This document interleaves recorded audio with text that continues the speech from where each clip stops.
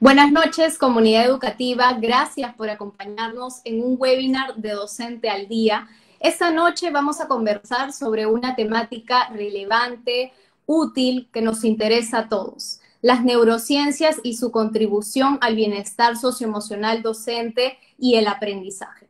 Mi nombre es Alejandra del Río Cisniegas, soy psicóloga y miembro del equipo de bienestar socioemocional de la Dirección de Formación Docente en Servicio, y los voy a acompañar en este espacio. Queremos enviar algunos saludos a las regiones que se vienen conectando, desde Cajamarca, Ayacucho, Huánuco, La Libertad. Gracias por estar con nosotros esta noche. Queremos que reciban el cordial saludo de nuestra directora María del Carmen Andrius González y del Ministerio de Educación. El propósito de este espacio esta noche es poder brindarles algunas orientaciones y estrategias sobre la contribución que tiene justamente las neurociencias en el bienestar socioemocional del docente y en el aprendizaje.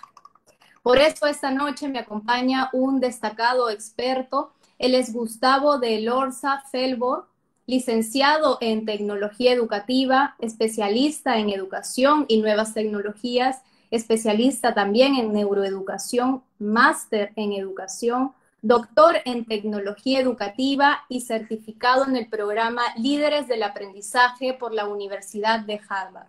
Dicta además conferencias nacionales en su país de origen, Argentina, como internacionales. Actualmente es profesor e investigador de la Universidad FASTA en Argentina y profesor del posgrado internacional en la Universidad Peruana Cayetano Heredia. Buenas noches, Gustavo, un gusto que estés con nosotros. Por favor, tus saludos a toda nuestra comunidad educativa. Muchas gracias, Alejandra, por la invitación. Quiero dejarles un saludo a todos los docentes de Perú. Conozco sus formas de trabajar, he estudiado sus procedimientos y realmente felicitarlos por la convocatoria y por la participación en este tema que es tan relevante y que se convierte en un configurador de los nuevos procesos educativos que van a ser abordados en este siglo, ¿eh? Así que sean todos muy bienvenidos. Muchas gracias, Gustavo, por tus saludos. Vamos entonces a comentarles a todas las personas que nos acompañan en este espacio la dinámica de esta noche. Vamos a tener 3 bloques en el que le vamos a hacer algunas preguntas a Gustavo. La primera de ellas: ¿a qué nos referimos con neurociencias en el ámbito educativo y el rol docente? ¿Y por qué es importante para la enseñanza y el aprendizaje? La segunda de ellas: ¿de qué manera las neurociencias aportan al bienestar socioemocional docente y en su rol como mediador del aprendizaje? Y la tercera: ¿qué estrategias de la neurociencia se pueden implementar para promover el bienestar socioemocional de los docentes y en la interacción con sus estudiantes? Asimismo, vamos a tener, como ustedes ya conocen, un cuarto bloque en el que vamos a poder responder alguna de sus preguntas, y para eso les solicitamos que puedan colocarnos en la caja de preguntas, en el chat que tienen en este momento, algunas inquietudes que vayan surgiendo a lo largo del webinar. Por favor, les pedimos, no olviden llenar la encuesta que se encuentra en la descripción del evento o en el comentario que hemos colocado fijado en el Facebook. En esta encuesta ustedes van a poder responder algunas preguntas, como algunos datos sobre la región desde donde nos acompañan, la UGEL desde donde se conectan y otros datos relevantes. Asimismo, al terminar de llenar esta información, les va a aparecer un link. Y con dicho link, al terminar el webinar, van a poder acceder a las diapositivas de esta presentación. Entonces, sin más, vamos a iniciar con nuestro webinar, el bloque número 1. Gracias, Gustavo, por responder a la pregunta: ¿a qué nos referimos con las neurociencias en el ámbito educativo y el rol docente, y por qué es importante para la enseñanza-aprendizaje? Muchas gracias, Alejandra. Así que entonces comenzamos con la presentación. Me vas a dar unos segundos para empezar a compartir esto que hemos preparado para ustedes.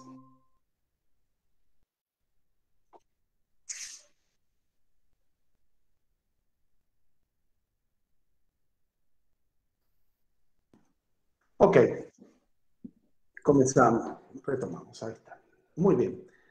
Bien, en este bloque 1 y su organización es interesante, ¿no es cierto?, pasar de lo que yo denomino del modo respuesta al modo pregunta. Es decir, tenemos una constitución de 2 preguntas, es decir, ¿a qué nos estamos refiriendo con neurociencia? En el ámbito educativo y en el rol docente. ¿Y por qué es importante aplicar estos principios de la neurociencia y sobre todo de la neuroeducación en los procesos de enseñanza-aprendizaje? Así que vamos a entrar con esto. Nosotros tenemos que mirar hoy que las neurociencias en realidad son un conjunto de disciplinas que trabajan sobre distintos campos de conocimiento. La neurociencia es una ciencia base que si nosotros quisiésemos llevarla al ámbito educativo, tal cual y en forma directa no lo podríamos hacer porque es una ciencia de experimentación. Es decir, lo que nosotros tenemos que llevar es los consejos, las investigaciones, todo aquello que nos aporta la investigación de los neurocientíficos, le aplicamos los conceptos y las normas psicológicas y la pedagogía y hacemos una adaptación a lo que conocemos y aplicaríamos como neuroeducación. Es decir, la neurociencia cognitiva aplicada a los ambientes educativos, ¿sí?, se conoce como neuroeducación. ¿Por qué es importante hoy las neurociencias en el ámbito educativo y en el rol docente? Primeramente porque el rol docente está constituido, por lo menos hasta hoy, por personas. En un tiempo futuro veremos si las máquinas cumplen parte de este rol y si trabajan en complemento con nosotros. Pero por ahora está a cargo de los humanos, ¿sí? En el ámbito educativo es el lugar donde ejercen los docentes sus prácticas educativas. Nosotros venimos de una época de unos cuantos años donde hemos y ha estado priorizado, y todavía se ven grandes tendencias de lo que se conoció como o se conoce como la educación tradicional, y además tiene sus características de ser memorística, ser lineal, repetitiva y hasta a veces aburrido, donde el protagonismo lo tiene el docente, los contenidos, y bueno, los rasgos de época, el cambio de siglo, ¿no es cierto?, nos están diciendo que como están cambiando las formas de aprender, deberían cambiar las formas de enseñar. En las otras diapositivas vamos a estar trabajando un poco estos rasgos de época y también vamos a hablar de algunas estrategias, pero hoy tenemos que mirar que el principal rasgo de época es que más allá, antes de la pandemia, ya había toda una transformación de los procesos culturales y de los consumos culturales de las personas y en especial de nuestros jóvenes, ¿no es cierto? Y previo a la pandemia, nosotros estábamos afianzados y arraigados en un modelo de educación presencial. Evidentemente, con la pandemia aparecieron nuevos territorios, nuevos escenarios, como lo denomino en mi libro, que son territorios donde trabajábamos lo presencial y además aparece luego del desalojo que tuvimos en el 2020 con respecto a las nuevas formas de emprender los procesos educativos, ya que se habían cerrado las instituciones educativas, tuvimos que pasar a una educación en modo en línea o también conocido como una educación a distancia o en modo remoto. Entonces, hemos estado conviviendo desde lo presencial, es decir, las prácticas, nuestras formaciones, la forma en que nos hemos capacitado, la forma en que hemos construido la propia práctica docente, siempre ha sido bajo parámetros de una educación presencial.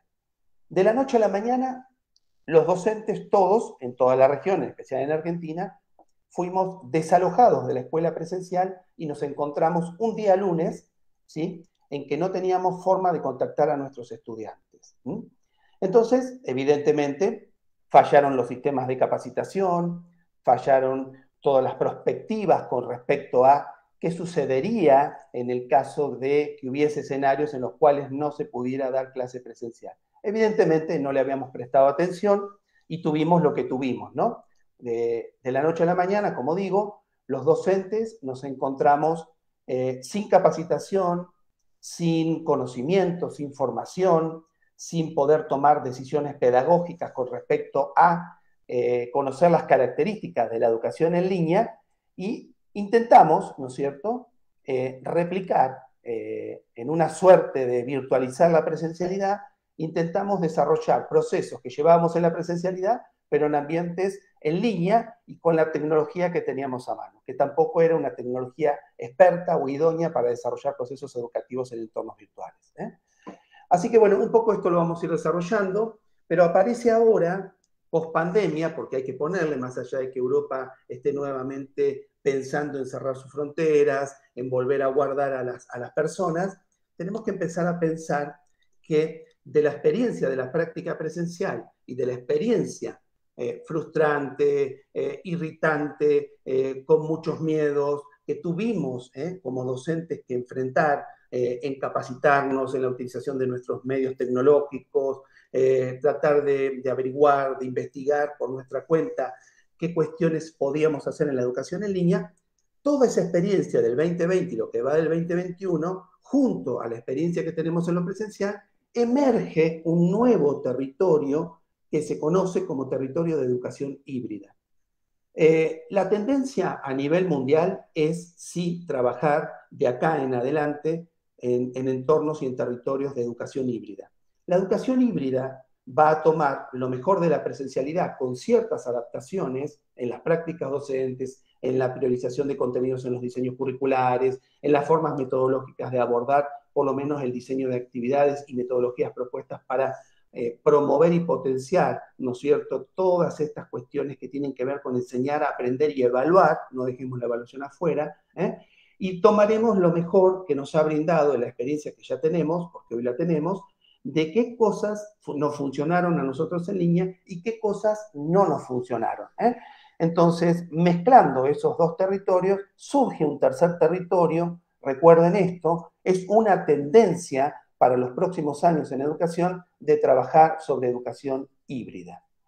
En mi segundo libro, que denomino Educación, Neurociencia y Nuevas Tecnologías, si nosotros vamos a trabajar en el rol docente y ver cómo la neurociencia nos permite empoderar los procesos de enseñanza, aprendizaje y evaluación, hay 3 características que los docentes deberían estar capacitados, deberían tener una práctica concreta, real, tener dominio de su campo de conocimiento, pero también el desarrollo de capacidades y habilidades propias de la educación. Cuando hablo de educación me estoy refiriendo a que lo que se necesita en los tiempos que vienen es conocer, ¿no es cierto?, comprender y poder decidir sobre lo que se conoce como pedagogías emergentes.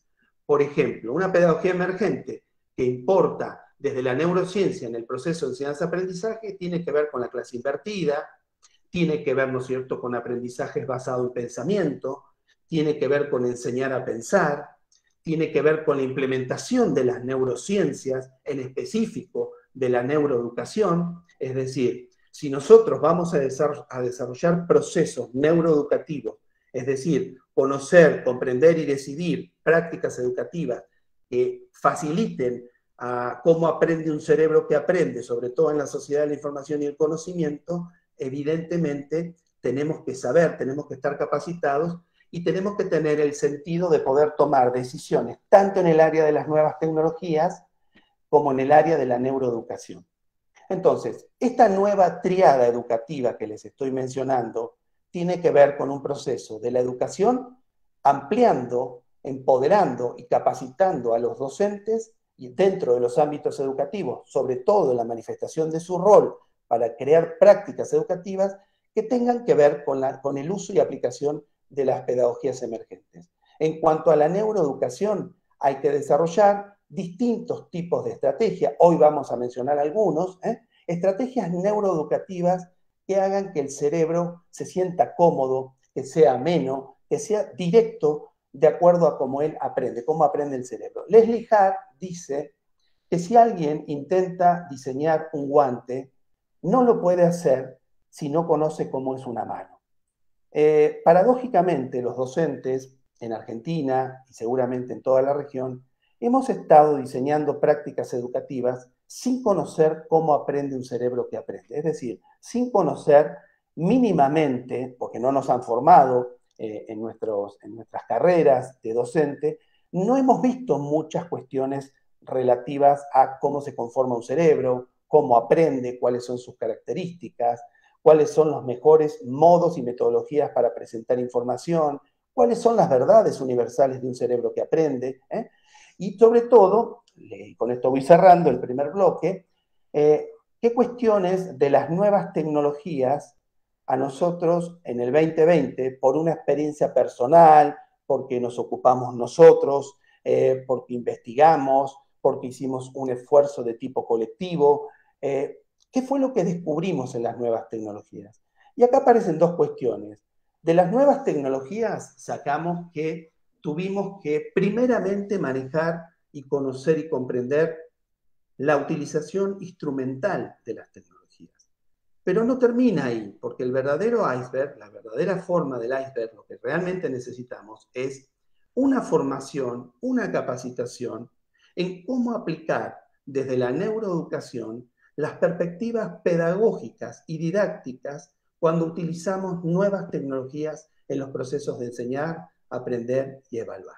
Es decir, a partir de ahora vienen cuestiones como configuradores neuroeducativos, la nueva triada que tiene que ver con una educación emergente, con pedagogías emergentes, la aplicabilidad y conocimiento por parte de los docentes en estrategias neuroeducativas y sobre todo la utilización de las nuevas tecnologías como elementos que empoderan estos procesos de enseñar, aprender y evaluar, pero que además están conformadas y sostenidas profesionalmente y con conocimiento a través de decisiones correctas en la utilización pedagógica de las mismas.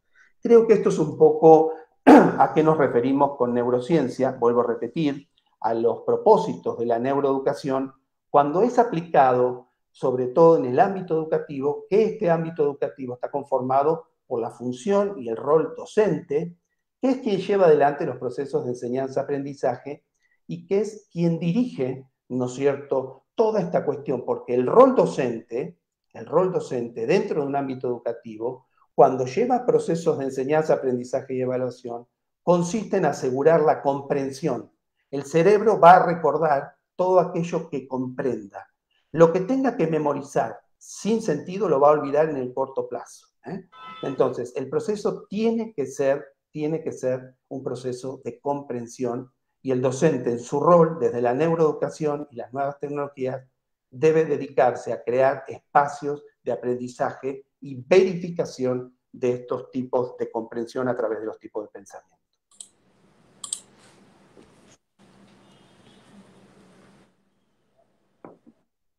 Bien, continuamos entonces, Alejandra. Sí, muchas gracias, Gustavo. Gustavo nos está acompañando desde Argentina.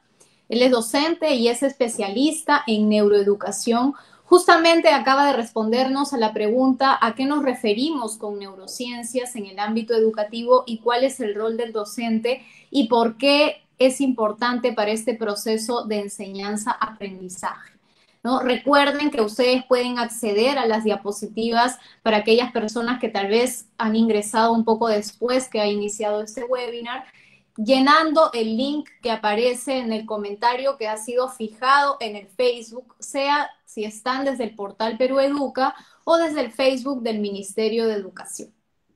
Queremos de todas maneras también aprovechar para enviar saludos a las casi 1,400 personas que nos encontramos en este momento, personas que se vienen conectando desde Ancash, Lambayeque, Amazonas, Pasco, San Martín, Lima, Ayacucho, Ica. Muchas gracias por estar con nosotros en este momento, viernes 6:30 de la tarde. Gracias, Gustavo. Vamos a continuar entonces. Tenemos otra pregunta para nuestro ponente invitado.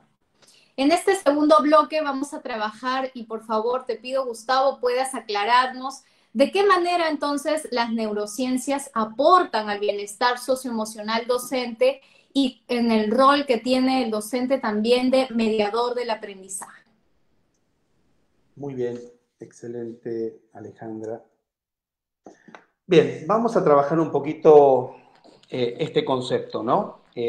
Las neurociencias, sobre todo en cómo está constituido, ¿no es cierto?, nuestro cerebro, cuáles son algunas de las manifestaciones que las partes de nuestro cerebro pueden contribuir al bienestar socioemocional del docente, por supuesto, y cómo nos podemos apropiar de este conocimiento que nos brindan hoy las neurociencias, que son incipientes en lo que vienen apareciendo las investigaciones, de cómo el rol del docente se empodera a través de convertirse en un mediador del aprendizaje.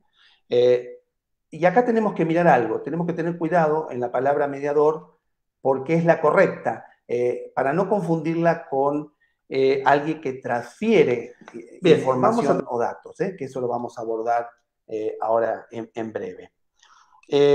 Sí nos ha tocado, ¿no es cierto?, con respecto al bienestar socioemocional de los docentes, un periodo de excepción, es decir, la pandemia, el 2020 y lo que ha pasado, para poder controlar, para poder tener una tranquilidad y una paz mental, tenemos que pensar que esto es algo que ha ocurrido en forma excepcional. O algunos me podrán decir, pero esto quizás se repita. Bueno, estaremos preparados. No estábamos preparados para la pandemia del 2020, ¿no es cierto? Y se vio afectado nuestro bienestar socioemocional. Claro que sí, porque somos seres sociales, porque somos seres emocionales y somos seres que razonamos. Pero prioritariamente somos seres emocionales, que luego tenemos un control equilibrado entre el neocórtex y las funciones ejecutivas y los procesos que nos hacen realmente humanos y nos dan esa capacidad racional. Pero prioritariamente, si miramos, somos seres emocionales, por eso tanto de recurrir a una educación emocional, es decir, conocer y poder controlar nuestras emociones.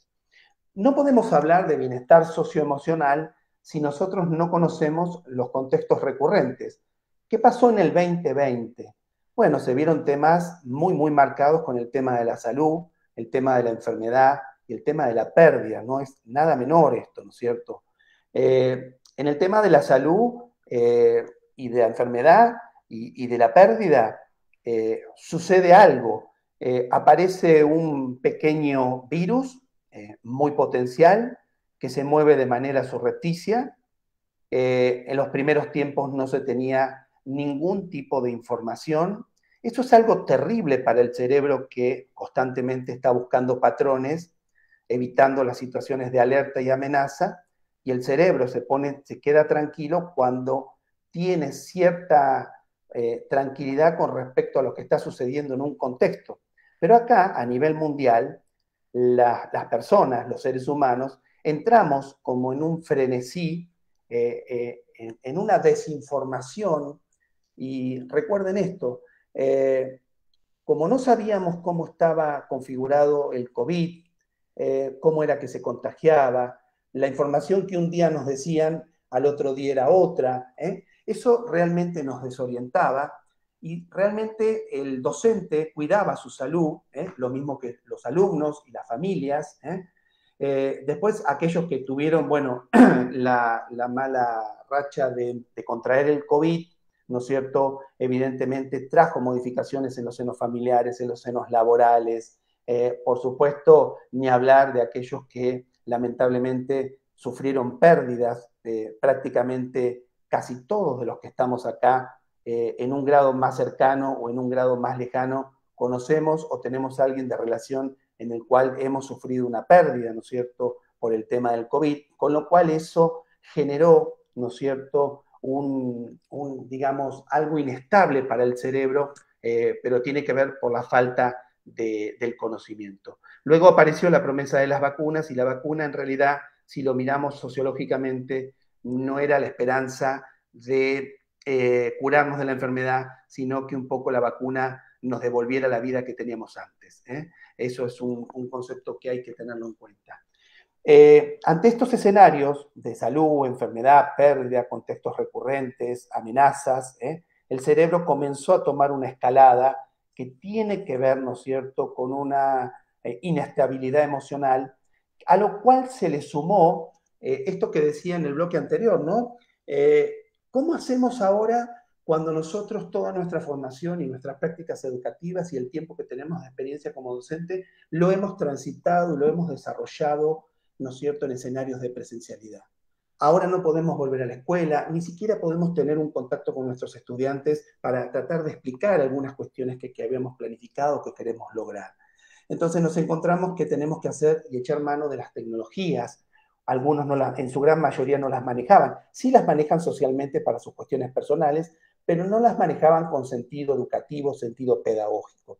Entonces, esa dificultad suma al desconocimiento al cual ya veníamos, el cerebro empieza, ¿no es cierto?, a trabajar sumando problemas que no puede resolver, problemas que no entiende, patrones que no puede hibanar, porque cuando el sistema que trabaja en red y siempre nuestro sistema visual está detectando patrones y buscando nuestros conocimientos previos, nuestras creencias y nuestras conductas, para tratar de dar un contexto a esa situación que pasa, que en este momento era casi todo innovador, disruptivo y todo nuevo. Esto sumó una gran dificultad, ¿no es cierto?, porque trajo frustración, trajo irritabilidad, pena, dolor, ansiedad, desorganización. Y esto fue en una escalada y mucho se ha convertido en un círculo vicioso donde muchos docentes, aún en las universidades que trabajo, terminaron pidiendo una licencia médica, no tanto quizás por una cuestión de salud o miedo a contagiarse, sino por la dificultad que no podían manejar las tecnologías, que no entendían cómo es que se llevaba adelante un proceso de educación en línea, que no entendían cuáles eran las perspectivas pedagógicas, qué tipo de características didácticas se necesitan para trabajar con la tecnología cuando se está llevando adelante procesos de enseñanza, aprendizaje y evaluación. Realmente ha sido, digo, una de las cuestiones que más le ha costado a los docentes, que les cuesta todavía, sumado a que en el desconocimiento los docentes enviaron tsunamis, cataratas de información por los medios que tenían. El WhatsApp se convirtió en la estrella de la virtualidad, fue como una pseudo plataforma, algunos de correo electrónico, las familias que protestaban contra las instituciones educativas, los equipos directivos que no sabían muy bien cómo controlar ese barco, ese timón en medio de una tormenta, que era la tormenta del COVID, pero sobre todo en la falta de un conocimiento de la gestión tecnológica cuando se están llevando adelante procesos de formación. Entonces, a todo esto, tenemos un juego, que es el juego de Sara y Matías, lo pongo así para que lo puedan recordar. Sara es el sistema de activación reticular ascendente. ¿Qué es Sara? Sara es todo el sistema perceptual, los filtros perceptuales que utiliza el cerebro para poder monitorear el contexto y el exterior a nosotros. Y en eso, ¿no es cierto?, está buscando siempre Sara, su principal función. Sara trabaja de controlar y mantener el sistema de los estados de alerta. Todo lo que sea una alerta, Sara, el sistema de activación reticular ascendente, hace una conmutación en los modos, nos saca de cualquier modo social, del modo aprendizaje, y nos instala en un modo de alerta y defensa. Entonces, Sara, con todo esto que acabamos de decir, Sara ha estado muy, muy inquieta con respecto, ¿no es cierto?, a constantemente estar detectando patrones de amenaza, si me acercaba con alguien, si había un grupo de personas y alguien estaba tosiendo o alguien se sentía inquieta, ya Sara empezaba, ¿no es cierto?, a llamar a Matías. Matías es un nombre que cada letra representa una de las emociones básicas. La M es el miedo, es decir, Matías es, voy a deletrear letra por letra, Matías es miedo, alegría, tristeza, ira, asco y sorpresa. Estas son las emociones básicas, ¿no es cierto?, que operan sobre nuestro sistema de activación reticular ascendente. Sara, cuando ve una amenaza, vuelvo a repetir, Sara es un grupo de neuronas que viven, digo yo, su casa está en el tallo del encéfalo. Ellos están controlando y tienen vecinos, lo pongo en este juego de palabras para que a ustedes se les haga más o menos el tema de los nombres. Sara se conecta con sus vecinos, que son el encéfalo, perdón, el hipotálamo y el encéfalo. Y a partir de ahí hace todo este movimiento junto a Matías. ¿Qué quiero decirles con esto? Porque esto sería prácticamente una charla de un webinar hablando de Sara y Matías y el juego que ellos hacen. Yo tengo que tratar, ¿no es cierto?, de conocer que el cerebro siempre va a intentar buscar patrones para detectar amenazas y que muchas veces las amenazas no son reales. El cerebro no distingue entre lo real y lo ficticio. Entonces, Sara, muchas veces, si uno ha estado pensando mucho en una determinada situación, es probable que Sara, el sistema de activación reticular, ¿vieron cuando ustedes quieren comprar un auto y van y miran un auto rojo después que salen a la calle? En todos lados ven ese auto rojo y ese modelo.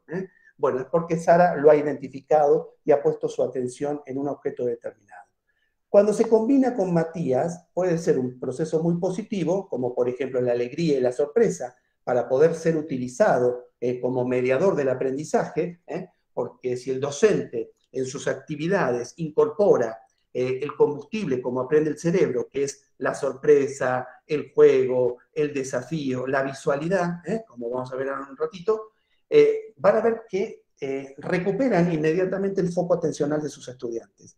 Y ustedes van a ver que para ustedes dar clase bajo los parámetros, ¿no es cierto?, de Sara y Matías, cuando son configuradores neuroeducativos en los procesos de enseñar, aprender y evaluar, se van a dar cuenta que es mucho más libre, que es mucho más fácil, que no hay ciertas dificultades, que los alumnos comprenden mucho mejor cuando ustedes incorporan nada más que estos elementos que les acabo de mencionar. Sobre todo la sorpresa y sobre todo el desafío. Y el síndrome de pantalla apagada, cuando la virtualidad nos agota, como para ir cerrando este bloque, nosotros como docentes hemos utilizado mucho de la mediación, no digo en los principios del 2020, pero ya casi al final y en los principios del 2021 hemos utilizado muchas tecnologías como Meet, Zoom, Microsoft Teams. ¿Qué pasa que por ahí nuestros alumnos de repente nos hacían creer que estaban conectados, algunos estarían conectados, pero la mayoría ponía la pantalla en negro, la apagaba, y nos daba la sensación de que, como que estaban conectados, pero en realidad estaban haciendo otra cosa. Hay algo que pasa con el síndrome de pantalla apagada, y es cuando la virtualidad nos agota, capaz ustedes, como mediadores del aprendizaje a través de la utilización de una tecnología, se han sentido, ¿no es cierto?, agotados luego de dar una clase, quizás porque le estaban hablando a una pantalla en la cual no había ningún tipo de interacción, pero lo que sucede con las pantallas cuando estamos haciendo videoconferencia es que a los que tenemos del otro lado, cuando estamos en presencial, aunque la boca no hable, el cuerpo sí habla en los seres humanos. Entonces, como nosotros somos animales sociales y sobre todo visuales, cuando estamos teniendo una conversación cara a cara en lo presencial, nuestro cerebro no solo está procesando lo verbal, sino que nuestra visión periférica está monitoreando toda una serie de señales, una búsqueda de patrones que se integran, ¿no es cierto?, a esta configuración, que lo hacemos de una manera simple. El gasto energético no es mucho. Esto lo hace Sara, el sistema de activación reticular, ascendente, constantemente está monitoreando no solo lo que escuchamos, sino la forma en que movemos las manos, la forma en que movemos el cuerpo, los posicionamientos, si nos paramos, si estamos sentados, pero constantemente le estamos dando a Sara muchas señales de información. Ahora, cuando esto es trasladado a un espacio de un webinar o de un seminario web, primeramente, nuestro sistema de activación reticular intenta procesar lo verbal, pero no puede llegar a procesar los otros lenguajes a los cuales estamos acostumbrados, y el sistema Sara entra convocante a otro sistema, que es el sistema de alternancia continua de la atención. Constantemente está tratando de verificar cuáles son esas señales a las que está acostumbrado y que no las puede reconocer. Entonces entra en una hiperatención, se exige, ¿no es cierto?, todo nuestro sistema cerebral, porque no puede detectar aquella información a la que tiene y que necesita para conformar ese patrón de que no hay amenazas en la persona con la cual estamos dialogando. Entonces, en esa conmutación de encender, apagar, tratando de buscar por la visión periférica los demás patrones, hay un consumo energético tan grande que cuando terminamos ese webinar estamos que como agotados, ¿no es cierto? Y es por la alternancia continua de atención. Además, si sumamos más personas a ese webinar, todo nuestro sistema SARA, la detección de patrones y los estados de alerta, se multiplica. Fíjense que si ustedes están hablando con una persona, pero la visión periférica detecta que alguno de los que están más abajo se está riendo, automáticamente vamos a conmutar la atención hacia esa persona y nos vamos a preguntar por qué se está riendo, porque nos ha enviado un mensaje de que algo le causa gracia y de que por ahí nosotros en una amenaza nos empezamos a preguntar si estamos haciendo algo bien o hay algo que nosotros no hemos visto. Bueno, todas esas conmutaciones, la utilización del sistema de vista periférico, la utilización de la alternancia continua de la atención, el no poder reconocer los patrones que están en una comunicación porque está mediada por tecnología, produce un cansancio y un agotamiento de todo nuestro sistema cognitivo. Es por eso que sentimos, ¿no es cierto?, ese síndrome de pantalla apagada que se traduce cuando la virtualidad nos ha agotado. Bien, Alejandra. Muchísimas gracias, Gustavo. Acaba justamente de terminar el bloque número 2. Nos acaba de responder Gustavo de Elorza, es nuestro invitado internacional. Se conecta desde Argentina justamente gracias a la virtualidad. Y ha respondido de qué manera las neurociencias aportan al bienestar socioemocional docente y su rol como mediador del aprendizaje. Aquellas personas que se vienen conectando recién, les recordamos, por favor, que pueden hacernos llegar sus preguntas, sus inquietudes a través del chat del en vivo, sea si están desde el Facebook del Ministerio de Educación o del portal Perú Educa. Quería compartir algunos comentarios que vienen surgiendo justamente en este webinar y, por ejemplo, nos dice Catita, así es su nombre en Facebook, Catita SZR.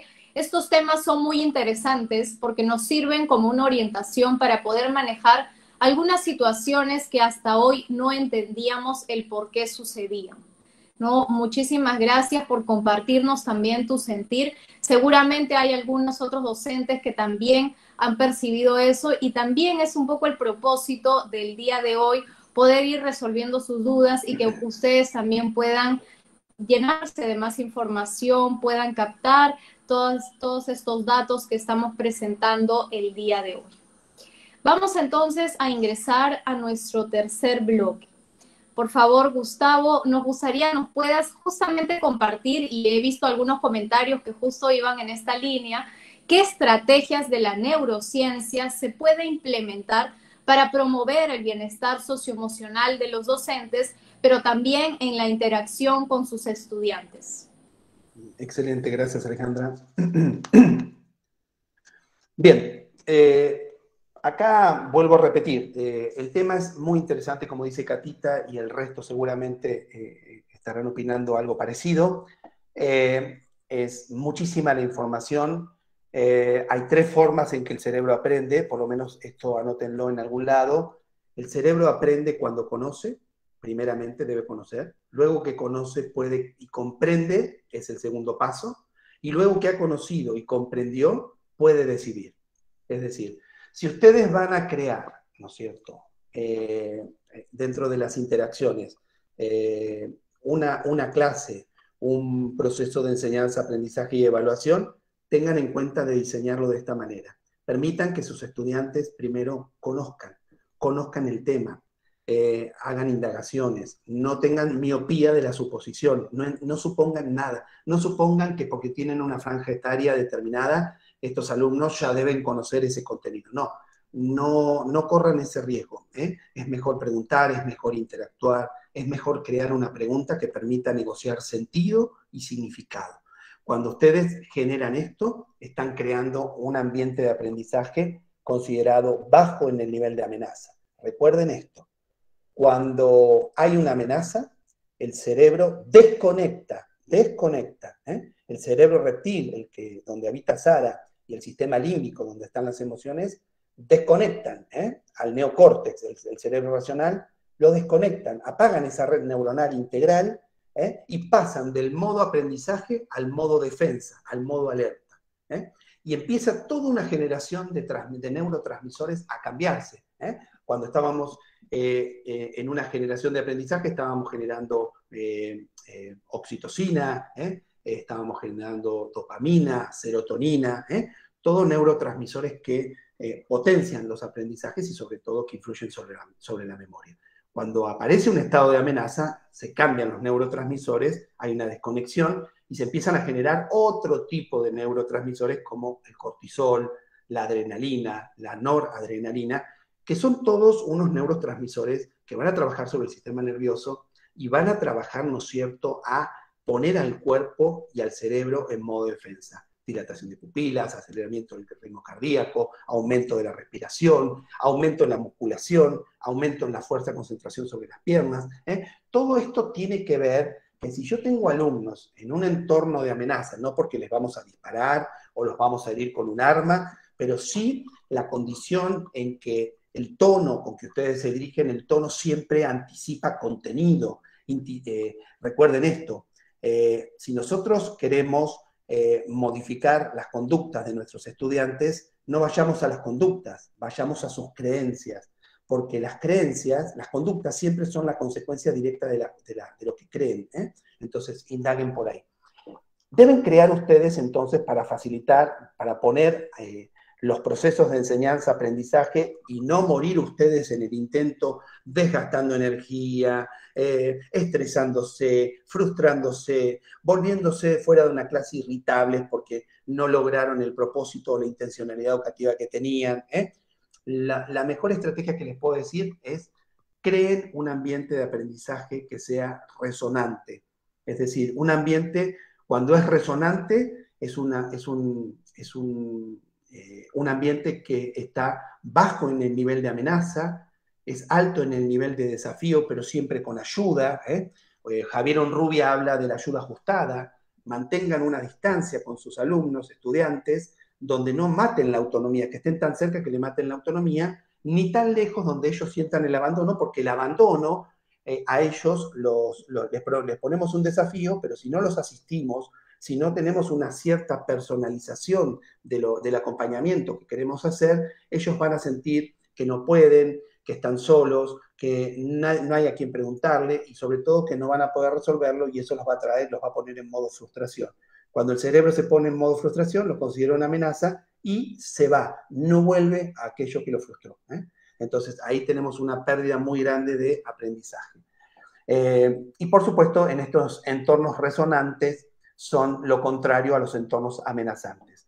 Tenemos que mirar la cantidad de estudiantes, tenemos que mirar la espacialidad, no pueden haber muchos estudiantes hacinados en un lugar donde hay poca luz, donde no hay buena ventilación de aire, donde hace mucho calor, no puede haber estudiantes que tengan hambre, que tengan sueño, o que tengan algún tipo de amenaza, porque todo esto que les digo, si ustedes lo detectan y no se cambia, no estamos en un entorno resonante, sino que estaríamos en un entorno amenazante, con lo cual, vuelvo a repetir, que cuando estoy en modo amenaza, jamás puedo estar en modo aprendizaje. Esa sería la primera estrategia. Ustedes, como docentes, y para su bienestar socioemocional, su ganancia de energía, que ustedes disfruten de ser docentes junto en las relaciones que llevan adelante con sus estudiantes, deben prioritariamente crear espacios y escenarios de aprendizaje, pero que sean resonantes, ¿sí? La segunda estrategia, ¿qué es lo que puede activar la amígdala del estudiante en el aula cambiando el modo de aprendizaje al modo alerta? Esto que les estoy diciendo, ¿no es cierto? La amígdala se encuentra en el lóbulo temporal y la amígdala, ¿no es cierto?, es un pequeño elemento que tiene el control prácticamente del sistema emocional. Entre la amígdala y el sistema emocional no hay peaje cognitivo. Es decir, no pasa por ningún filtro de razón o ninguna de análisis. Automáticamente, por un sistema preparado con Sara y con Matías, la amígdala es un modo o un dispositivo, digamos, por llamarlo así, reactivo. Reacciona inmediatamente. Si no está educado la parte emocional, la educación emocional, la amígdala tiene el control total de toda situación. sobre todo si hay un contexto amenazante. Entonces, la amígdala y en el sistema emocional lo podemos provocar cuando además nosotros como docentes tendríamos que estar entendiendo que para algunos autores la amígdala se está convirtiendo, están empezando a descubrir que es un modulador de las memorias. Es decir, hay una expresión directa entre la relación emocional y lo que recordamos. Bueno o malo, por eso recordamos las cosas que nos pasaron en la infancia o los momentos más importantes como los momentos más dolorosos. Que, bueno, eso a veces hay que tratarlo. Un alumno se le activa la amígdala y lo ponemos en modo alerta cuando tiene miedo a equivocarse. Con esto quiero decir que ustedes como docentes deben detectar el etos, es decir, el ambiente. El ambiente les va a estar hablando, sea en presencial o en virtual. Ya hoy tienen toda una experiencia ustedes con respecto a cómo poder detectar algunos movimientos o invitar a los estudiantes a que se hagan expresivos, a que cuenten, a que participen, a que tengan un aprendizaje activo, que es parte de las pedagogías emergentes. Pero traten de detectar y jamás pongan en evidencia cuando un alumno se equivoca, al contrario, utilicen, ¿no es cierto?, el error como método de aprendizaje. La ansiedad antes de un examen, acá la ansiedad tiene como dos componentes. Un poco de esta ansiedad es bueno para un examen porque nos ponen un foco atencional sobre las cuestiones que nos pueden llegar a preguntar y hacemos como un barrido de nuestra memoria en aquellas cosas que estudiamos. Vuelvo a repetir, si estudiamos de memoria, vamos a recordar únicamente para pasar ese examen. Luego de 3, 4, 5 días vamos a olvidar. Por eso es importante que todos los procesos de enseñanza, aprendizaje y evaluación siempre estén centrados y ustedes se aseguren de que los estudiantes han comprendido lo que ustedes quieren que aprendan. Esa es la forma en que van a permanecer para siempre. Desafíos inadecuados o excesivos. A veces los docentes no entienden que hay que eliminar la palabra del sistema educativo, hay que eliminar la palabra dificultad y hay que reemplazarla por complejidad. Una complejidad creciente, escalable, que a medida que los alumnos van desarrollando y construyendo sus conocimientos, vamos elevando el nivel de complejidad. No la dificultad. La dificultad es una traba, la dificultad es un palo en la rueda, es algo que en algunos casos hay docentes que disfrutan de que sus alumnos se equivoquen o tienden a decir, bueno, miren, yo soy el profesor que más desapruebo en mi cátedra. Tendremos que ver ese sistema que es un ego desorganizado, ¿no? Crear un entorno inseguro o desorganizado, esto de no tener una planificación. Vuelvo a repetir, siempre tratemos de ir, ¿no es cierto?, con una intencionalidad clara. ¿Por qué? Porque si ustedes se organizan, el cerebro trabaja mejor, sabe los pasos que tiene que dar, se siente seguro, no tiene reactivos negativos por parte de los estudiantes, siempre comuniquen, den a entender qué es lo que esperan, den a entender hacia dónde los llevan, qué es lo que quieren lograr con ellos, que se conoce en mi modelo educativo. Yo he escrito un libro que hablo del modelo neurotecnopedagógico cognitivo, digital y social, que es el que explico en la Universidad Peruana Cayetano Heredia, y ahí siempre les digo, trabajen sobre una planificación en un modelo que tiene y que considera cómo aprende el cerebro. Un entorno inseguro o desorganizado es un entorno amenazante en el corto, en el mediano y en el largo plazo para los estudiantes y va a recargar todo un exceso de energía y de actividades hacia ustedes por no poder orientar todos estos entornos. Consignas poco claras, es decir, tengamos en cuenta también, ¿no es cierto?, cómo comunicamos. Vuelvo a repetir, fíjense la complejidad en lo que redactan, tengan en cuenta siempre el objetivo general, esto que digo siempre, ¿no?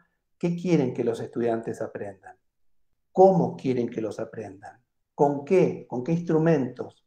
¿Y de qué manera? Tengan en cuenta estas preguntas. Está en la otra diapositiva, con lo cual ustedes se lo van a poder descargar y pueden empezar, ¿no es cierto?, a trabajar ya algunas de estas estrategias, en pensar, ¿no es cierto?, cómo reviso, reflexiono sobre mis prácticas educativas y veo qué es lo que tengo que ajustar y configurar. Objetivos poco definidos, lo mismo.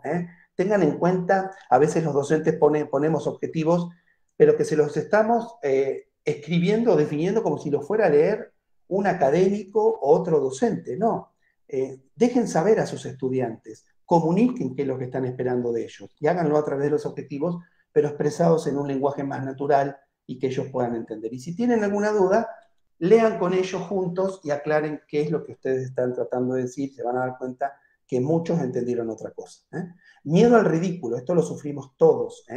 A nadie quiere quedar en evidencia, a nadie quiere que se lo corrijan, y mucho menos delante de otra gente. Así que tengamos cuidado con exponer, burlarnos o hacer algún comentario fuera de lugar con respecto a algún gesto, alguna pronunciación, alguna manifestación que hace un estudiante con respecto a una situación, e intervengan cuando un estudiante agrede o trata de poner en ridículo a otro estudiante. ¿Sí? Eso es importantísimo, que son las amenazas de un compañero. Vamos a la estrategia 3. ¿Qué necesita el cerebro para poder aprender? Primeramente, yo siempre insisto, para mí el sentido de la educación es lograr que mis estudiantes comprendan lo que yo quiero que aprendan. Si no hay comprensión, no hay evidencia de aprendizaje. Puede haber memorización. Podemos tener alumnos que resuelven los algoritmos, resuelven las fórmulas matemáticas, de una manera memorística. Pero si uno le cambia el escenario, si uno cambia las variables, se van a dar cuenta que no pueden operar. Entonces, eso no es aprendizaje, eso es un entrenamiento mental. Aprendete de memoria estos pasos y eso es, a veces los docentes confundimos que eso es aprendizaje. Eso no es aprendizaje. Para eso generamos espacios de reflexión personal, entornos que tengan seguridad emocional y física, eso es fundamental, sobre todo cuando estamos trabajando en la virtualidad. Fíjense que cuando invitamos a un alumno a la virtualidad, miren si ellos tienen el dominio instrumental de la herramienta y miren también si necesitan alguna ayuda en lo que se conoce como realizar inducción hacia los instrumentos tecnológicos, es decir, hagamos un recorrido juntos y lo exploramos juntos para que ustedes se sientan, ¿no es cierto?, mejor. Sobre todo en la educación híbrida. Cuando están en presencial, aprovechan a recorrer los instrumentos tecnológicos. Atmósfera de confianza, bueno, esto es lo que estuvimos hablando. Trabajar el error como elemento de aprendizaje. No digan esto está mal, no cometan ese error. No, esto está mal. No. Qué interesante.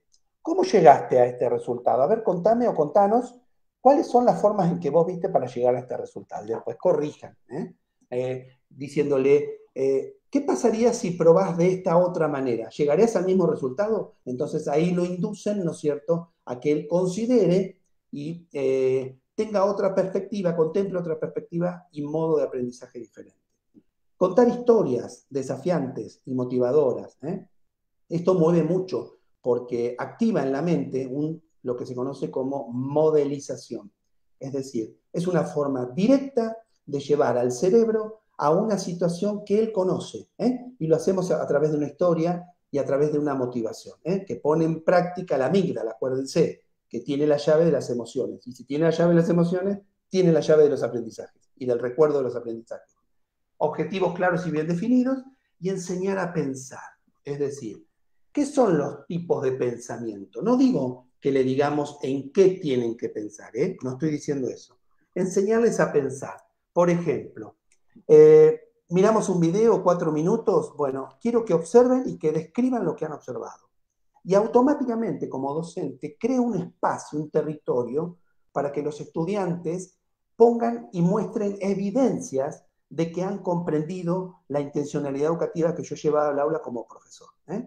Otro tipo es que pueden mirar un video y pueden leer un PDF y decirle, bueno, expliquen e interpreten qué tienen de igual o de diferente, el video y el papel.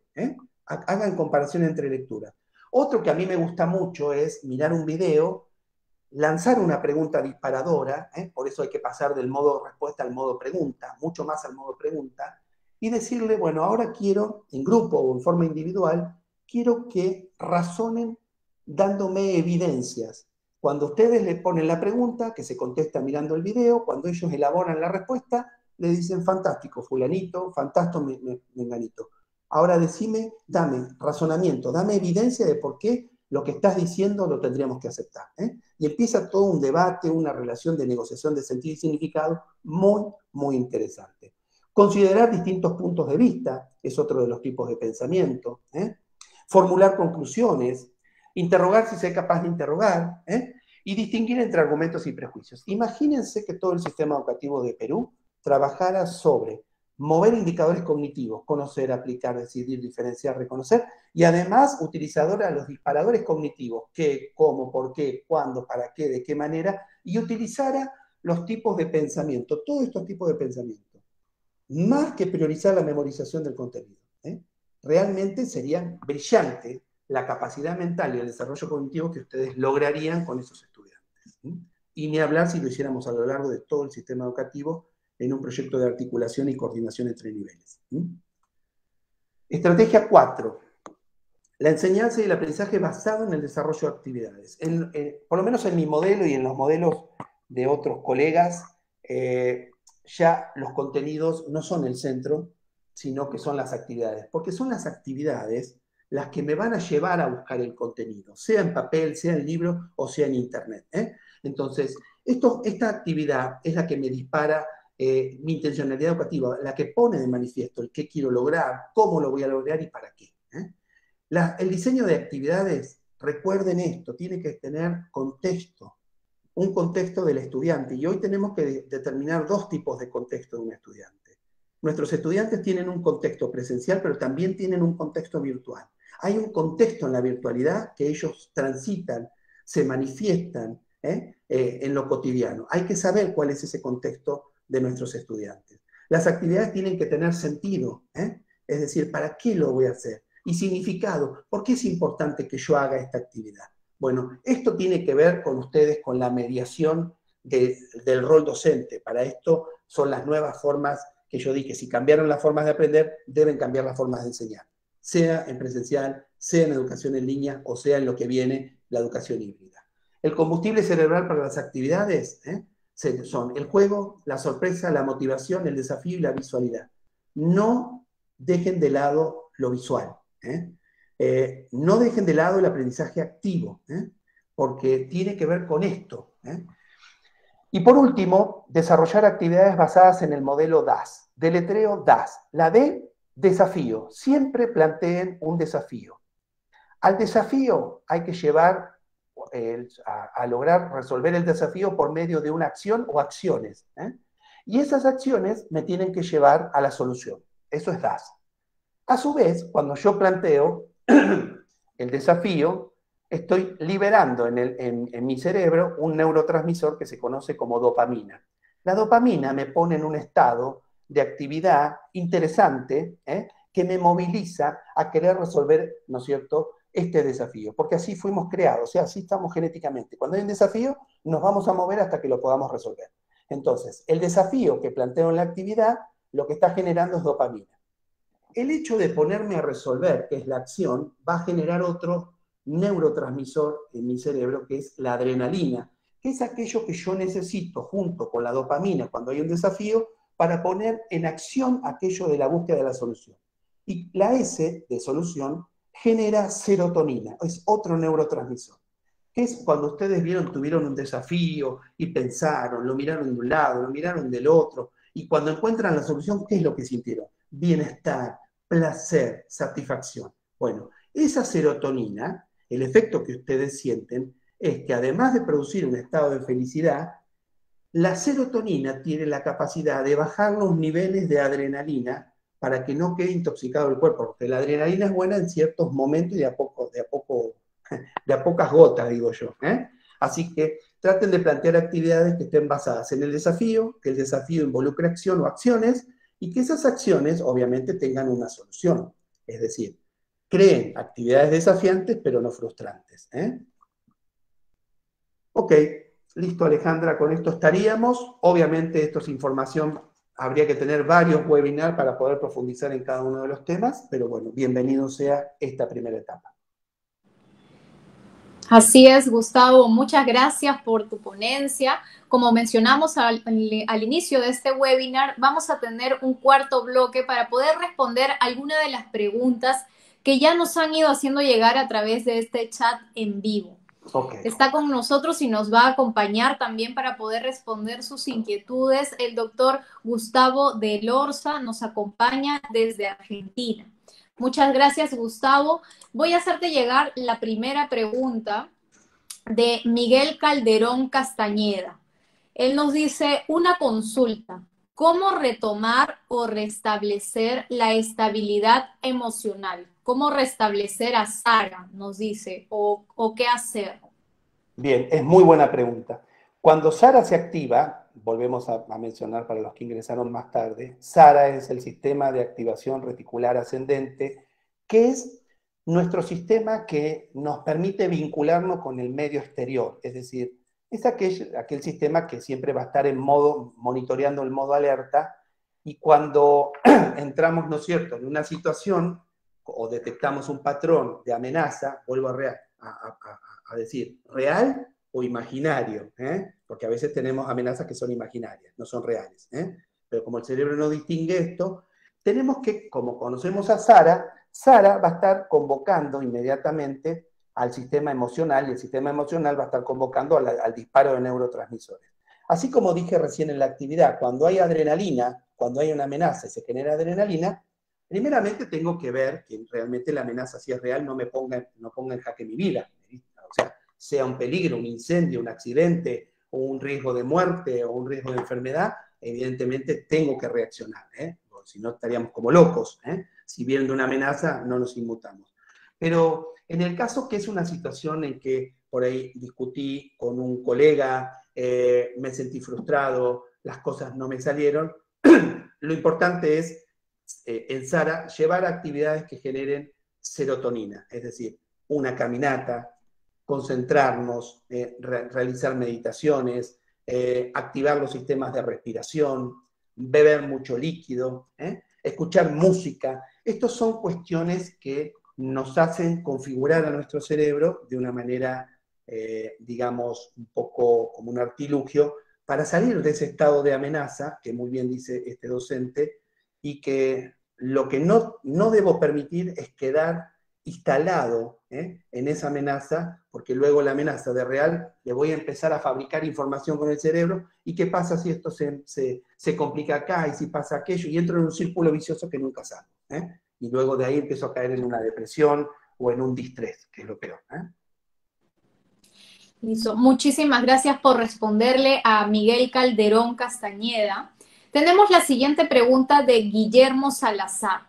Nos consulta en qué etapa de la vida escolar las neuronas del cerebro tienen más conexiones que otras. ¿Hay una etapa en específico? Sí, en el recién nacido es la mayor cantidad de neuronas, muchísimas, muchísimas. Pero esas neuronas tienen pocas conexiones. Es decir, recién vamos a empezar a conectarlas. El aprendizaje es conexión de neuronas, conexión sináptica. Es decir, cuando yo me enfrento a un contexto o a estímulos del contexto, empiezo a relacionar tratando de entender. Nosotros ya venimos con el instinto de aprender, nacemos con el instinto de aprender. En ese instinto de aprender vamos a empezar a configurar, vamos a empezar a procesar, vamos a empezar a conocer. Luego, más adelante, intentaremos comprender, cuando tengamos un desarrollo. Pero la etapa en que más neuronas tenemos es en el recién nacido y en los primeros años. Luego van a empezar a conectarse. Y luego en la adolescencia, vieron que son como un caso muy, muy atípico los adolescentes, sobre todo cuando viven esa efervescencia de los neurotransmisores, va a aparecer un fenómeno que se conoce como apoptosis, que es la muerte programada neuronal. Es decir, el sistema tiene un sistema programado para matar el exceso de neuronas, sobre todo las neuronas que han establecido conexiones débiles. Esto se hace una vez prácticamente en el sistema nervioso. Y después, bueno, se reutilizan, ¿no es cierto?, estas cuestiones. Neurona que no se refuerza, neurona que no se fortalece, neurona que desaparece. Pero es en los primeros años, los primeros días de vida, es cuando tenemos la mayor cantidad de neuronas. Listo, entonces se ha respondido a la segunda pregunta de Guillermo Salazar. Vamos con una tercera pregunta, por favor, Gustavo. Nos pregunta Antero Eloy Arévalo. Dice, la nutrición y el desarrollo neuronal, ¿cuáles son sus efectos más importantes en el aprendizaje? ¿Qué debemos saber los docentes sobre esto? Excelente pregunta. Hay un libro muy interesante que se llama Cerebro de Pan. Cerebro de Pan. y tiene, ¿no es cierto?, la vinculación referida a que un cerebro que en sus primeros días de vida y en sus primeros años no está bien alimentado, no está bien nutrido, tiende a formar conexiones mucho más débiles, y todo el proceso sináptico neuronal de conexionamiento va a afectar tarde o temprano, y lo vamos a notar en los años de la adolescencia, con falencias cognitivas, con dificultad para memorizar, con dificultad para realizar abstracciones. Ese va a ser el síntoma que más vamos a notar, una dificultad severa en poder realizar abstracciones, pensamiento lógico, comprensión de textos, dificultad en las lecturas. Esto tiene que ver no con fallas del sistema educativo, sino por ahí en la garantía, ¿no es cierto?, de posibilidades de igualdad, de que todos puedan estar bien nutridos, bien alimentados, con derecho a la educación, ¿no es cierto?, como corresponde. Así que los docentes, ¿qué podemos hacer? Bueno, poder detectar estos parámetros, estos indicadores que yo recién acabo de mencionar, y prestarle atención y ver si es o un problema cognitivo que tienen o es la consecuencia de una desnutrición infantil en los primeros años de vida, ¿sí? Muchas gracias, Gustavo, con responderle a Antero Eloy. Vamos con una ya casi de las últimas preguntas. Para Walter Agama Reinaga, nos dice, ¿cómo puedo mejorar las relaciones interpersonales entre colegas en una institución educativa ayudándome de las neurociencias? ¿Qué estrategias puede utilizar para mejorar sus relaciones? Qué buena pregunta. Bien, eso tiene que ver, ¿no es cierto?, con la convivencia humana, ¿no? Ustedes tienen algo sobre bienestar socioemocional en su proyecto educativo nacional con metas al 2036, creo que es así, Alejandra. Así es. Y ustedes como docentes y primeramente como personas, ustedes tendrían que medir y ver que las relaciones interpersonales responden más a tener un equilibrio emocional, ¿no es cierto?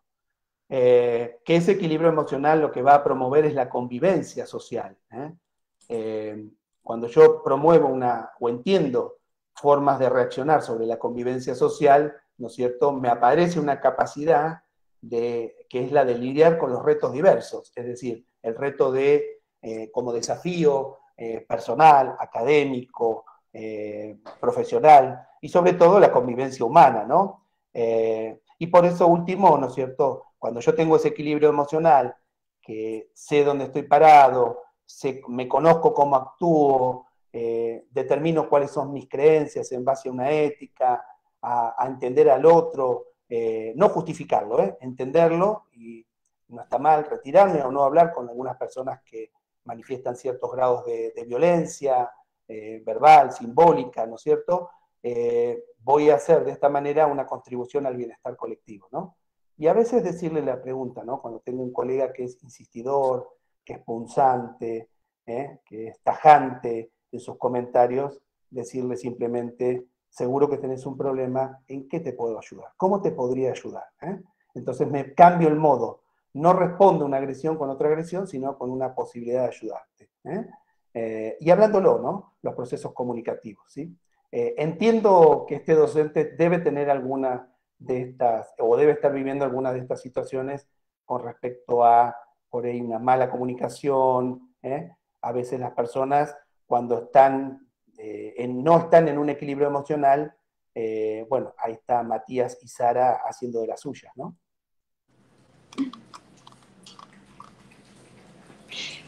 Seguramente está ahí Matías y Sara. Gracias por tu respuesta, Gustavo. Vamos con una quinta pregunta. Nos dice Elías Gomero, ¿qué relación existe entre las neurociencias y las inteligencias múltiples? Bien, muy bien, buena pregunta. Las neurociencias tienen que ver, ¿no es cierto?, desde su definición cabal, es el estudio del cerebro, ¿no es cierto?, y todo el sistema nervioso central. Gardner habló de las inteligencias múltiples algunos pueden estar de acuerdo, otros no.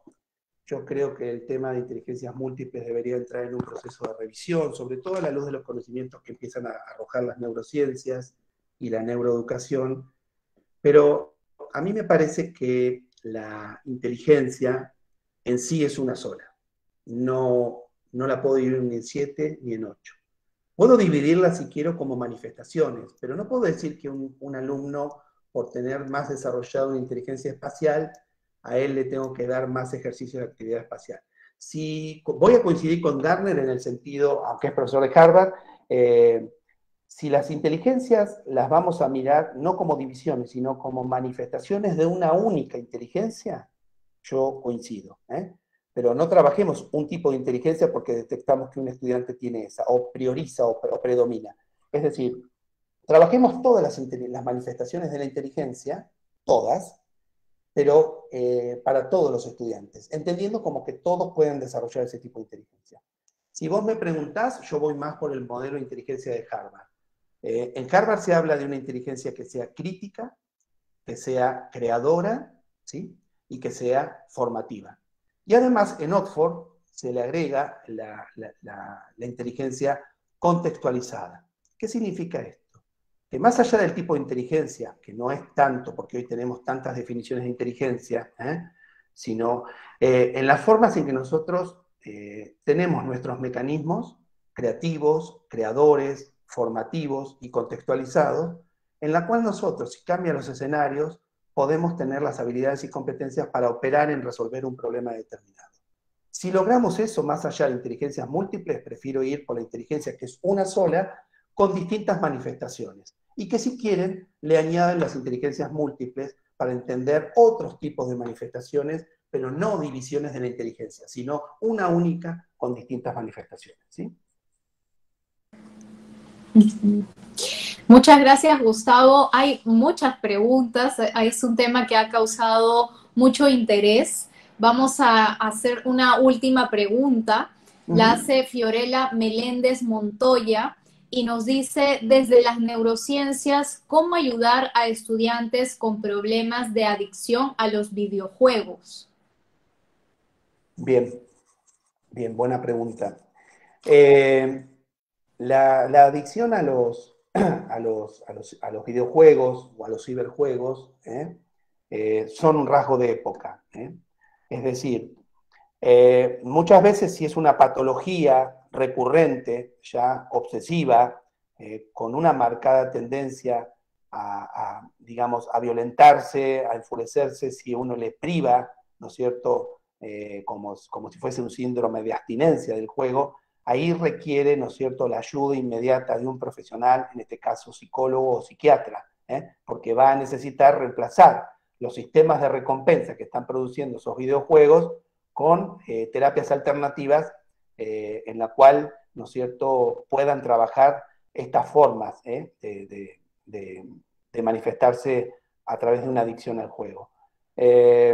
Hoy muchos no nos ayudan por ahí las redes sociales, porque vuelvo a repetir, la educación ha cedido un espacio maravilloso por desconocimiento, por falta de estrategias, pero fíjense que en el caso de Facebook, que cambia su nombre a Metaverso, el CEO, Mark Zuckerberg, ha generado un nuevo entorno que va a ser inmersivo a través de realidad virtual, en lo cual todos los especialistas estamos diciendo que va a ser unas 10 veces más adictivo que lo que hoy los jóvenes consumen como redes sociales. Vuelvo a repetir, para Facebook la intencionalidad no es atraparnos a nosotros, va en busca de las generaciones que vienen, que son estos usuarios y jugadores, ¿no es cierto?, de juegos virtuales. Este metaverso, o meta, como se va a llamar, el nuevo modelo de redes sociales, que es una nueva redefinición de las redes sociales, desde la neurociencia y la neuroeducación, las consideramos que si no hay procesos mediativos, educativos, formativos, se convierten en un elemento muy nocivo para los jóvenes, y en algunos autores han definido que quizás Meta o la tendencia de estos nuevos universos virtuales redefinan las formas de sociabilidad de los seres humanos, con lo cual estamos ante un escenario bastante complicado, y es cuanto mayor es el desafío de los docentes en intervenir pedagógica, didácticamente, con espacios reflexivos y con criterios de conciencia, ser conscientes, darnos cuenta que estamos entendiendo de que tenemos que enseñar a operar a las próximas generaciones con estos elementos, donde estos elementos, estos instrumentos o universos paralelos en vidas virtuales, no terminen condicionando que nosotros trabajemos y vivamos para esos juegos y esas máquinas, ¿sí? Así es, Gustavo. Quiero hacerte una última pregunta, no queremos dejar esta pregunta, creo que es muy contextualizada y a muchos nos interesa, ¿no? Giovanna Gironcini nos pregunta, ¿qué impacto tiene el uso de recursos digitales en nuestro cerebro? Es buena pregunta. Vuelvo a repetir, en el caso de Zoom, produce esa fatiga mental. Una estrategia para proteger el cerebro sería apagar la cámara, apagar la cámara, porque eso evitaría que Sara esté con su visión periférica tratando de reconocer señales del cuerpo que no puede ver. La otra es que si estoy con la cámara apagada, podría levantarme y caminar, porque caminar está demostrado que aumenta la creatividad y baja el estrés. Significa que yo puedo estar con una computadora en una videoconferencia, con la cámara apagada, escuchando el audio en el contexto, en el sonido, y puedo estar participando y cada tanto me estoy levantando. Con respecto a la utilización de tecnologías en sí, las redes sociales es esto que acabo de mencionar. Hay un síndrome que se llama nomofobia, que más que las tecnologías es la utilización del móvil. La nomofobia es la fobia al no móvil, es decir, a olvidarme el teléfono celular. ¿Por qué?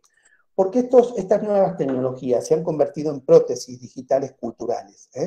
Nosotros tenemos un cerebro biológico, pero toda la información, todo el contexto, toda la autorización que utilizamos para crear aprendizajes, para crear conexiones sinápticas neuronales, proviene de un contexto artificial. Nosotros hemos creado de manera artificial el lenguaje y los símbolos. Los hemos hecho así porque en la prehistoria el desarrollo de las funciones cognitivas nos disminuyeron funciones que nosotros teníamos en nuestros antecedentes de nuestros antecesores, como el Homo habilis o el Homo erectus. Es decir, hubo como una división. En los últimos 30.000 años hemos tenido un desarrollo cognitivo tan vertiginoso, que tiene que ver con la relación de estas prótesis culturales que han afectado la elasticidad cultural de nuestro cerebro, lo han configurado, lo han modificado. Lo que, para contestar y cerrar, desarrollemos tipos de pensamiento. Seamos y mantengamos los tipos de inteligencia, el tipo de inteligencia que manifesté, creativa, crítica, formadora, contextualizada, y no pensemos que la nueva educación es una educación sustentada únicamente en la virtualidad. Vuelvo a repetir, lo que viene es educación híbrida. Es oportunidad de aprendizaje y oportunidad de poner a trabajar a las máquinas para nosotros, no nosotros trabajar para las máquinas, ¿sí? Perfecto, muchas gracias Gustavo por responder. Podríamos seguir, hay muchas preguntas, pero ya el tiempo nos queda corto. Hemos llegado de esta manera. Queremos agradecer a todos los docentes que nos acompañan en el en vivo. Somos 1.700 personas de diferentes regiones de nuestro país y hemos visto incluso que se han ido conectando también muchas personas desde el extranjero. Agradecemos que se hayan quedado hasta el final del webinar. Con nosotros será hasta una siguiente oportunidad. Recuerden que pueden ver las veces que deseen el webinar porque está guardado.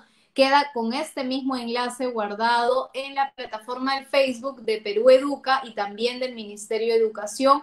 Compártanlo con colegas que no han podido ingresar en este momento. Hay información muy interesante, muy rica que hemos trabajado el día de hoy. Le doy entonces pase a Gustavo para que pueda despedirse y vamos cerrando también.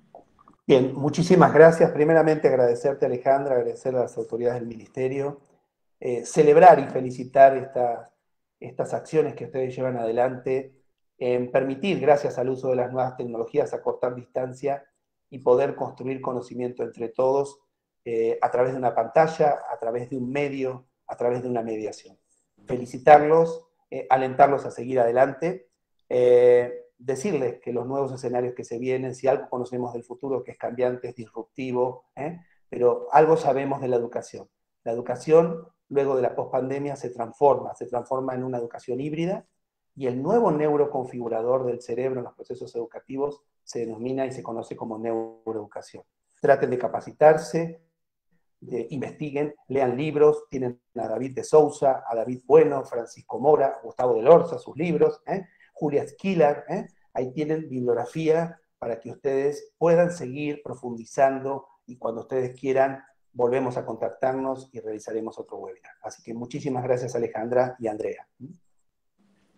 Muchas gracias al doctor Gustavo de Lorza. Él nos ha acompañado desde Argentina esta noche y queremos recordarles que ustedes pueden acceder a las diapositivas que ha presentado el ponente en esta noche llenando la encuesta que se encuentra en ambos Facebook.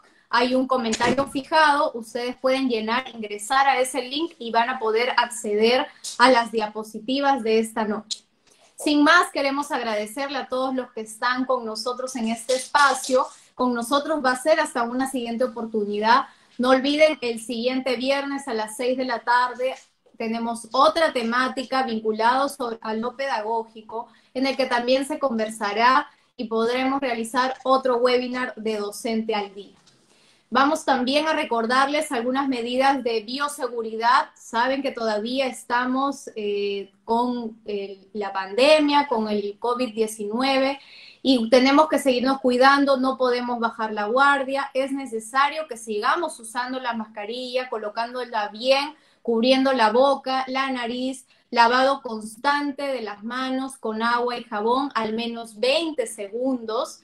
Y promover la vacunación y acudir a vacunarnos porque las vacunas salvan vidas. Con esto entonces vamos a ir cerrando. Le pido por favor que en símbolo también de sumarnos a este cuidado, el doctor Gustavo de Lorza, nos podamos colocar nuestras mascarillas y con eso nos despedimos hasta un siguiente webinar. Buenas noches.